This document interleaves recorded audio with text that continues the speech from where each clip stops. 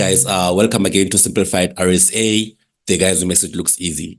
I'm Mr. Maimane, and on today's video, we'll be discussing the so-called nature of roots.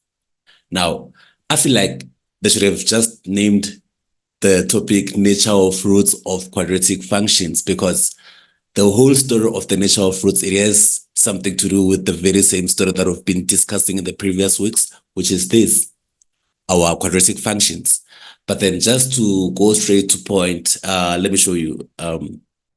So now that we know that ax squared plus bx plus c is equals to 0 represents our quadratic function, and we say the solution to this is x is equals to minus b plus or minus square root of b squared minus 4ac all over 2a, right?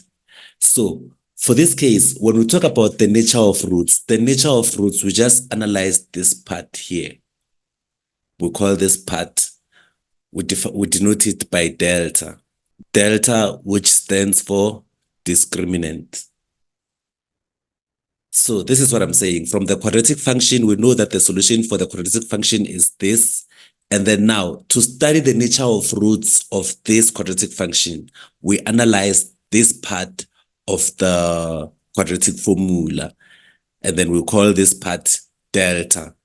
We symbolize it by delta, but then this delta stands for the discriminant. So we analyze the discriminant.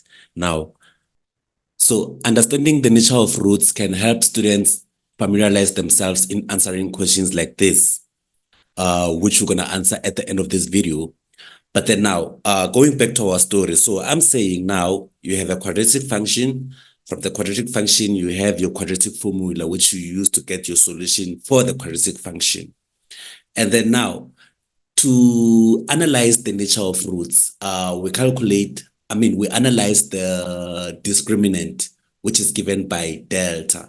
And our expectations is something like this. We want to analyze our delta in terms of this. So when we get delta to be positive, if delta is greater than 0, we have two unequal real roots on our quadratic function. For cases where delta is equals to 0, we say we have one double roots. I'll explain that further right now, but then now when delta is less than 0, we say there are no real roots. And then, however, when delta is greater or equals to 0, we say we have real roots. But then that's when we separate the part of greater only and the one of equal sign. But then now, like I say, whenever I'm saying this like this, it might not make sense. So let's put everything on paper so we explain each property of delta, which is our discriminant, which is now to analyze. Okay, now suppose I'm given x squared minus 2x plus 1 is equals to 0. And then the question is, I have to find the nature of roots for this quadratic function. Here, I know that a is 1, b is minus 2, and c is 1, according to this. And here, if you see that so to get the value of the discriminant for this, it will be b squared minus 4ac. Therefore, this is going to be b is minus 2. b will be minus 2 squared. This minus 4, a is 1, c is 1, like that. Therefore, minus 2 squared, it will be 4, minus 4 times 1 is 4. Therefore, this is equals to 0. Now, when you look at property number 2, it says for cases where the discriminant is equals to 0, we have one double real roots, two equal roots. So meaning the value of x here, we're going to get two equal roots. Let's prove it.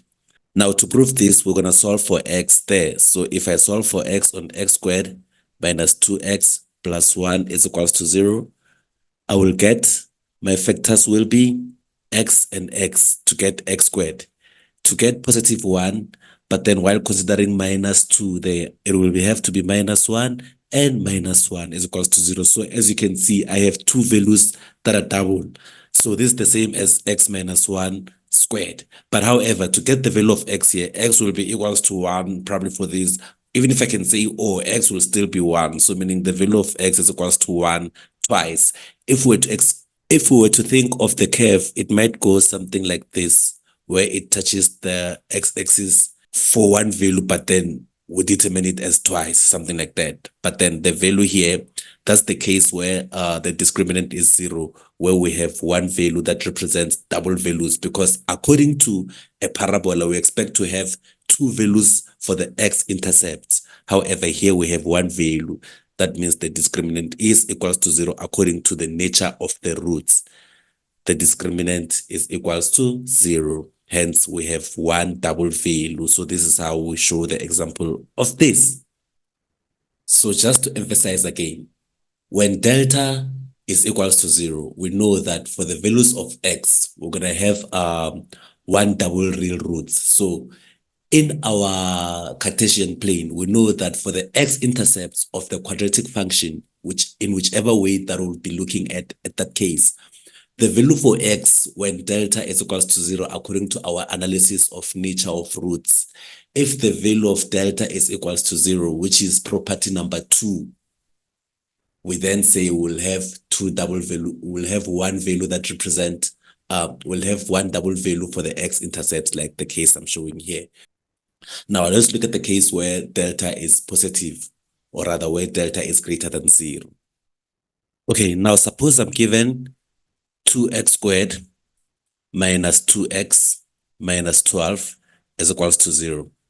Here, I know that a is 2, b will be minus 2, and c is minus 12, like that. And then now, to calculate my discriminant is b squared minus 4ac, according to the analysis. And then b is minus 2 squared minus 4, a is 2 positive, and c is minus 12. 4 times 2 times 12 will give us 96. So here we'll have positive 96, which is equals to 4 squared. Minus 2 squared is 4. Therefore, this will give us 100. 100 now is a positive value, meaning our discriminant is greater than 0. We have this case here. Our discriminant is greater than 0, which covers property number 1, saying if the discriminant is greater than 0, we're going to have two unequal real roots. So we're going to have real roots as a solution, but then they will be unequal. Let's prove that. Let's solve for x here and see those unequal real roots. So we have 2x squared. Let me use a different color there. So we have 2x squared minus 2x minus 12 is equals to 0. And then to solve for x here, I can simplify by dividing by 2 throughout. And then I will have x squared minus x minus 6 is equals to 0. To get the factors of this, I know that in order to get x squared, I will have to multiply x and x to get x squared. And then to get minus 6, but while considering minus 1 as my middle term, 3 and a 2 can give me both 6 and minus 1. But then to get minus 1, the bigger one must take the negative number and the smaller one a positive number. This is equals to 0. Therefore, here my values for x is equals to minus 2, or x is equals to positive 3. And according to the discriminant, that when delta is greater than 0, when the discriminant is positive, I'm going to have two real roots that are not equal. So my real root is minus 2 and a 3 according to property number 1. Now, we all know that when you grab your calculator and then you put a square root, and then inside a square root happens to be a negative number of some sort, whether it's minus 100, whether it's minus 10, as long as we're looking at the square root of a negative number, we're always told that there's no solution for that. But then for the level of mathematics that we're talking about at this point, we're going to stick to the point that there's probably no solution to that. But then there is complex numbers for those who understand. So complex numbers, that's when we accommodate the square root of a negative number. It represents for, Captain, okay. So for this curriculum purposes, we're going to say there's no square root of a negative number. But then I want to talk about the case where now the discriminant is less than 0, when the discriminant is negative, because this is how it's going to be. So obviously, if the discriminant is less than 0, it means that we got a negative number for the discriminant, meaning whatever we put there is going to be a square root of a negative number, of which whatever number we may get there, as long as we get the square root of a negative number, we always say it is undefined.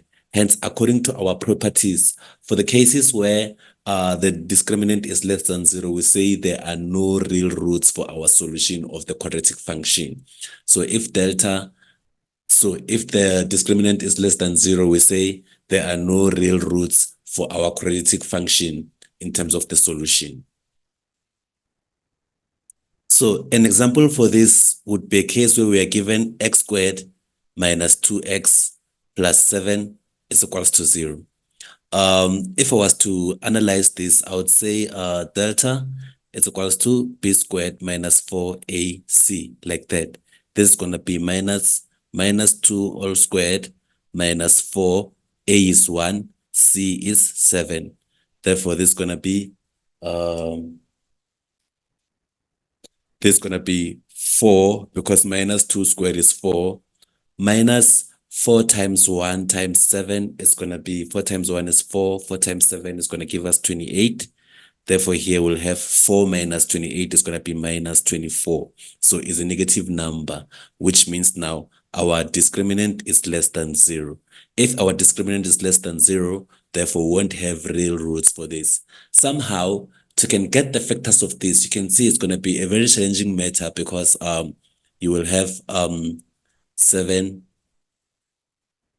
because you'll have to find the factors of 7, but then somehow your solution will be something like this, because b is minus 2 plus or minus the value for our discriminant. They were already found minus 24, and then all over 2, a is 1, like that. So we're going to have something like this as our solution. And if you punch this on your calculator, you will get error. That's when we say it's undefined. But then according to the rule, the property number 3, when delta or when the discriminant is less than 0, that's when we say there are no real roots. So this is the case here. So now at this point, I think we've gathered enough information to can approach our given question, the one that we said we'll answer by the end of this video. So this is our question here. Let me read the question out loud. It reads, if f of x is equals to 0, has roots that, the roots that are given, for which values of k will the roots be equal? For which values of k will the roots be equal? For which values of k will the roots be equal? So for equal roots or double roots is the one where the discriminant is equals to 0. That's when the roots will be equal. And then this is how we get the answer. So for us to get equal roots, we know that for roots to be equal, delta must be equals to 0, right? And what is delta? We know that delta is that thing that is under the umbrella of this thing here. As much as we know that delta is equals to b squared minus 4ac. Yes, I know that I did tell you that this is the formula for delta. But then the formula is taken from under this case, plus or minus b squared minus 4ac all over 2a. So from this umbrella, I get this formula here.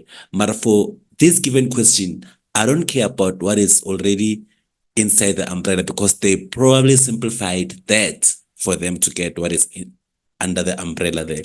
So in this case, I just go straight and say my delta is 3 minus 12k squared is equals to 0. And then if I solve for k here, and then I can determine the value of k when the roots, what is under the square root, is equals to 0.